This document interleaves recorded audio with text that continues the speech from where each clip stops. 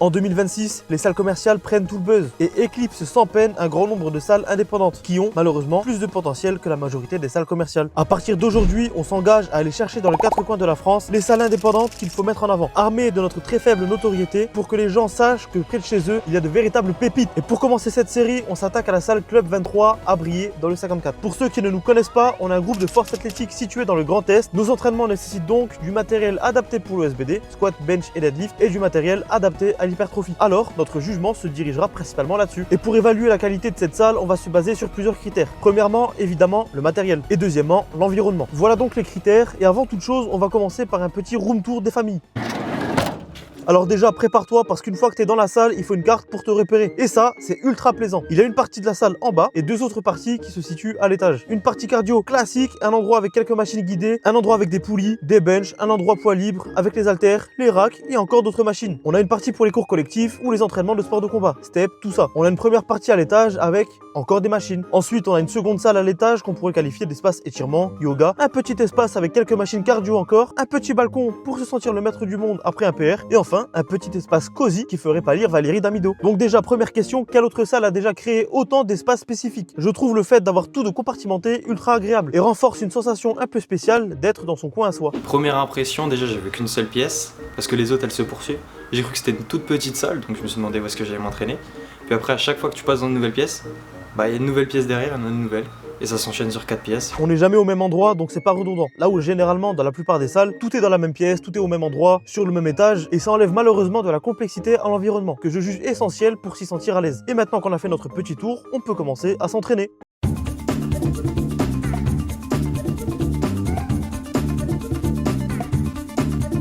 Bon, t'auras remarqué qu'on arrivait en commando avec un panel assez varié. Des grandes personnes, des petites, hommes, femmes, forts, moins forts, ce qui a permis de tester la polyvalence de la salle. Commençons par le SBD, notre domaine d'expertise à tous. Alors ici, malheureusement, on va être sur un des seuls points faibles de la salle pour nous pratiquant de force athlétique. Les racks sont adaptés pour le squat, les poids conviennent, petite plateforme de terre en bien, mais les barres sont trop flexibles, ce qui avantage au terre, mais devient un vrai challenge au squat lorsque la charge devient tellement balèze qu'elle se dandine comme un spaghetti. Il n'y a pas de marquage au centre, ce qui peut devenir limitant au squat. Et le bench est probablement la chose la plus proche de l'expérience de mort imminente que le monde ait découvert. Avec tout le respect, le creux au niveau des épaules empêche de se placer correctement. Adieu le pontage et la dépression scapulaire. Bonjour au bench de tonton à plat avec les jambes relevées. Il est aussi relativement fin, donc difficile de se stabiliser. La salle a des bancs seuls mis à disposition au niveau des haltères qui n'ont pas de creux au niveau des épaules, qu'on peut mettre dans le rack pour bench, ce qui limite les soucis, mais sont toujours un petit peu trop fins. Évidemment, il est toujours possible de s'y acclimater sans trop de soucis. J'ai réussi à faire mes séries dessus sans trop de problèmes. J'étais bien ancré au sol, je glissais pas, donc en soi c'est pas très grave, mais dans un souci d'optimisation, ça peut devenir compliqué. Le développé couché, les bancs ils sont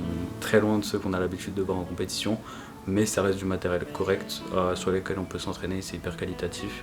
Malheureusement les bancs ils sont trop petits et j'étais pas à l'aise dessus, j'avais une épaule dans le vide. Le petit truc, moi personnellement m'entraînant en power, ça manque d'un peu de matériel, un bon banc notamment, et des barres qui plient un peu moins, des trucs un peu plus spécifiques au power. Bon après faut l'avouer, les powers sont assez connus pour être de sacrés chouineurs à la moindre occasion. Mais heureusement, on n'est pas des powers comme les autres. On sait s'adapter à l'environnement et on fait le taf. Pour le coup, à partir d'un certain niveau, je dirais 200-220 au squat, 150 à 160 au bench et plus de 260 au terre, ces petites limitations du matériel peuvent commencer à poser souci. Avant ça, tu peux t'entraîner comme chez Mémé. Une fois que l'entraînement de power est terminé, qu'est-ce qu'on fait? On teste les machines. Et ici, gros coup de cœur sur la polyvalence qui est permise. Un pendulum squat, un hack squat, un bell squat, un super squat, toutes les variations de squat, un multi-hip, un GHD, etc.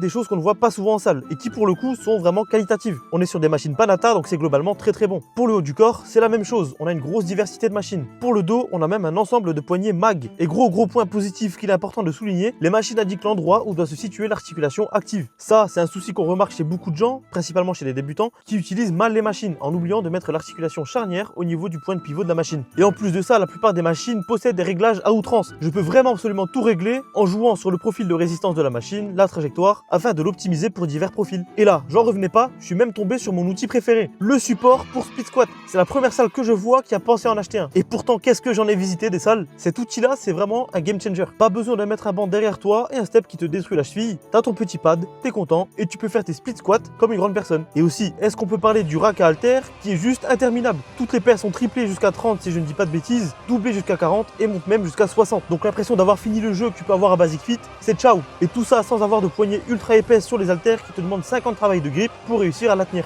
Si je peux me permettre humblement, peut-être un petit point faible au niveau de quelques machines d'eau, notamment les tirages horizontaux qui d'un point de vue biomécanique ne sont pas forcément très adaptés. Par contre, on a un très bon high pull, ce qui encore une fois est assez rare, machine que je trouve nettement meilleure chez Panatta que celle de chez Hammer, qu'on retrouve principalement dans les Honor. On a ici une meilleure courbe de résistance, mais il est potentiellement plus intéressant de travailler dessus en unilatéral afin d'éviter la divergence du tirage. Donc retiens simplement que si tu veux faire n'importe quel exercice, ici tu peux sans aucun souci. Bon par contre, second point un petit peu limitant, et surtout pour les personnes extrêmement balèzes, l'hétérogénéité de la difficulté des machines. Peut-être que mon avis est un petit peu biaisé parce que humblement je bench plus que 180 kg, mais la plupart des machines sont trop faciles. La chest press avait un bon potentiel avec une amplitude très intéressante, mais malheureusement elle se fait full stack sans peine. Même chose pour le belt squat, les adductions, les poulies et quelques autres machines. Mais alors tente de maxer le leg curl et tu te fais humilier sur la place publique tellement c'est impossible. Essaye de mettre 3 plates sur le pendulum squat et tu restes plié en bas à tout jamais. Et je pense que ce point faible sélectif sur le plan des machines se retrouve aussi sur un autre. Et oui, j'ai comme l'impression que certaines machines sont taillistes et n'acceptent pas les personnes de petite taille. Après j'imagine qu'elles sont plus adaptées à la taille moyenne, voire peut-être un petit peu plus, parce qu'avec mon 1m69, il y a quelques machines que je ne peux simplement pas faire de manière optimale, notamment les développés convergents, car les poignets s'écartent trop si je tente d'avoir une bonne amplitude. Et dans ce cas, mes poignets ne sont plus alignés avec mes coudes. Même chose sur le low row. Si j'étais un petit peu plus grand, le tirage serait plus optimal. Et sur le belt squat, si j'avais les jambes ne serait-ce que 2 cm plus courtes, je n'aurais jamais pu déraquer le poids, à moins d'ajouter un step sous mes pieds pour augmenter ma hauteur et l'amplitude de mouvement. Après, est-ce que ces machines sont conçues pour des personnes de grande taille ou simplement mal designées? Ça, c'est pas à moi d'en décider. Dans tous les cas, malgré tout ça, il y a énormément de machines qui permettent une surcharge progressive sur le long terme sans être limité dans sa force. Donc avec une bonne volonté et un minimum de capacité d'adaptation, t'inquiète pas que tu vas très bien t'entraîner.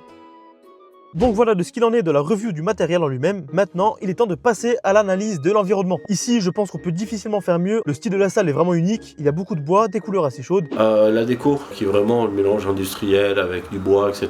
Ça rend bien, ça fait moins oppressant que dans certaines salles commerciales. On n'est évidemment pas là pour être dans un endroit esthétique, mais pour s'entraîner correctement. Mais généralement, le rendu de la salle renseigne beaucoup sur l'intention des gérants de cette dernière vis-à-vis de l'objectif de la salle. Entre la première fois où j'ai été m'entraîner et celle-ci, la salle a drastiquement évolué. La première fois, il y avait même un espace extérieur qui avait du matériel de CrossFit. Regardez-moi ce petit jeune s'amuser avec tout ce matériel. Un espace qui a été remplacé par la zone halter, poids libre, puisque pas grand monde n'utilisait cet espace et qu'à part l'été, il n'était pas très utile. L'espace en haut a été complètement aménagé, il y a sans cesse de nouvelles machines et surtout impossible de trouver le moindre grain de poussière dans la salle. C'est à se demander si le gérant n'est pas monsieur propre. Les machines ont l'air toujours aussi neuves malgré les années. La plupart ont même l'air d'être arrivées le jour de notre visite, cuir impeccable, sortie d'usine. Alors à savoir, comme je l'ai dit au début, le Club 23 est une chaîne de maintenant 4 salles. Toutes les 4 ont cette même ambiance et celle dans laquelle nous nous sommes entraînés, c'est la première d'entre elles. J'ai eu l'occasion de tester une autre salle de la chaîne il y a quelques temps et évidemment, même constat. Matériel impeccable, tout est propre, ambiance accueillante et honnêtement, c'est quelque chose que je n'ai retrouvé dans aucune autre salle. Et en fait, la différence avec la plupart des salles commerciales, c'est l'intention des gérants dans le fait de proposer la meilleure expérience d'entraînement possible aux adhérents. Et pour s'en rendre compte, il suffit de discuter 2 minutes avec la personne qui travaille à l'accueil dans le club de Briey. Il est juste vraiment investi dans la salle et dans ce qu'il fait. On ressent simplement la passion et la volonté d'avoir une bonne relation client. Et en parlant de relation client, l'entente entre les membres dans le club est surprenante. Les gens se disent bonjour, la plupart discutent entre eux, il y a l'aspect communautaire d'une petite salle, mais avec les moyens en plus. Perso, j'ai grandi dans des villes qu'on ne peut même pas situer sur la carte de la France, avec des salles de sport indépendantes assez petites, dans lesquelles, même si t'es nouveau, tout le monde te dit salut. Et le passage de petite salle indépendante à un Basic Fit, il fait tout drôle.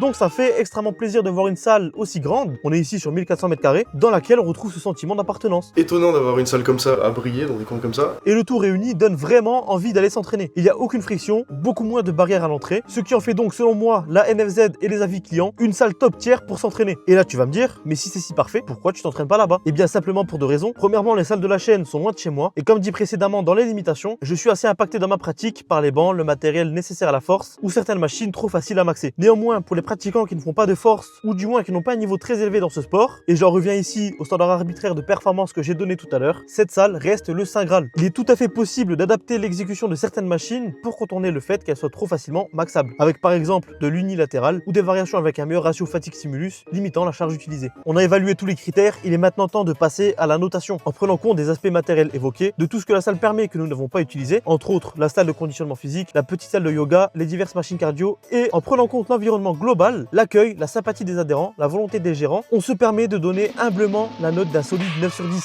C'est un énorme coup de cœur et je recommande à toute personne ayant la possibilité de s'entraîner dans une des salles de la chaîne de le faire. Les horaires sont vraiment avantageux, 6h minuit, même le week-end, pas de barreau de prison à l'entrée, donc si ton objectif n'est pas la performance sur le SBD, cette salle est le meilleur choix pour toi. Par contre, le fait que ça soit ouvert de 6h à 24h, enfin, c'est vraiment pratique. Souvent, moi, c'est les horaires qui sont limitants. Et ça, c'est vraiment de bonnes amplitudes horaires. Un énorme merci à Cédric, la personne à l'accueil du club Lubrier, qui coach aussi là-bas et entretient le club, c'est important de le préciser, qui a été extrêmement gentil avec nous et nous a permis de tester le premier épisode de ce format d'analyse de salle. Pour nous, le Club 23, c'est le choix de l'abonnement long terme. Voilà pour ce premier format, merci à vous d'avoir regardé. N'hésitez pas à donner votre avis ou à nous recommander des salles indépendantes à tester. Alors maintenant, évidemment, allez tous vous entraîner à briller et on se dit à la prochaine. Abonnez-vous comme ça.